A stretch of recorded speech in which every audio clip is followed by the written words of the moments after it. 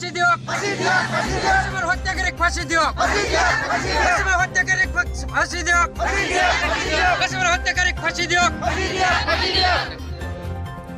কলেজীয়া ছাত্ৰীক হত্যাক লৈ জুৰিয়াত তীব্ৰ প্ৰতিবাদ হত্যাকাৰীক ফাঁচীৰ দাবী জনাই প্ৰতিবাদকাৰীয়ে যোৱা 12 তাৰিখে ৰাতি বেৰ কাটি দুৰ্বৃত্তই আক্ৰমণ কৰিছিল ছাত্ৰীজনীক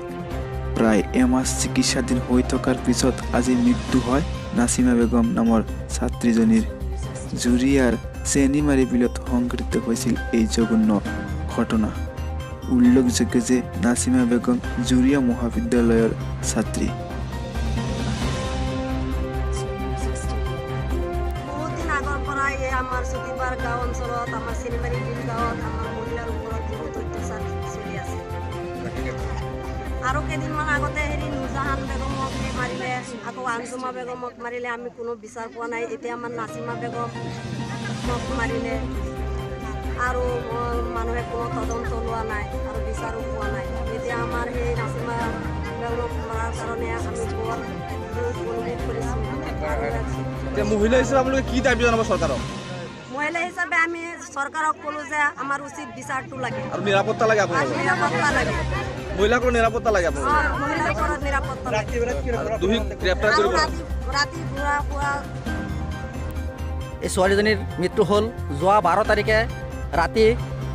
এন্ধাৰত ৰাতিৰ ঘৰত সোমাই কোনোবাই আহি এই ছোৱালীজনীক ডিঙিত বান্ধি ঘৰত নিৰ্মমভাৱে মাৰিছিলে মূৰত আঘাত কৰিছে হত্যা কৰিছিলে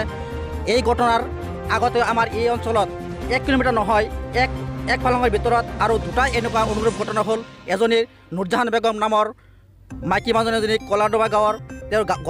গলা কাটি হত্যা কৰিছিলে ওচৰতে চেনিমাৰী বিলৰ এজনী মানুহক ঘৰত এনে হত্যা কৰিছিলে এই অনুৰূপ এইটো অঞ্চলত এই আমাৰ চুটিৰপাৰ জুৰিয়া থানাৰ এলেকাত এনেকুৱা জঘন্য ঘটনা ঘটি আছে আমাৰ প্ৰশাসনে আমাৰ ইয়াৰ চকু নিদিয়ে ভালকৈ কি চলি আছে এই ঘটনাবিলাক হৈ আছে আমি এতিয়া আতংকিত আমি ৰাইজ ছোৱালী ঘৰত মাইকী মানুহসকলক ঘৰত লৈ আমি কেনেকৈ থাকিম আমি আতংকিত হৈছোঁ আমি চৰকাৰক তথা আমাৰ এই জুৰিয়া প্ৰশাসনক আমি অনুৰোধ জনাই যাতে আমাৰ এই অঞ্চলৰ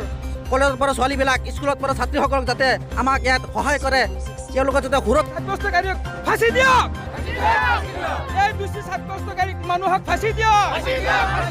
আমি সকলোৱে ফাঁসি চাই আমি সকলোৱে ফাঁসি চাই জুৰিয়া থানা হাই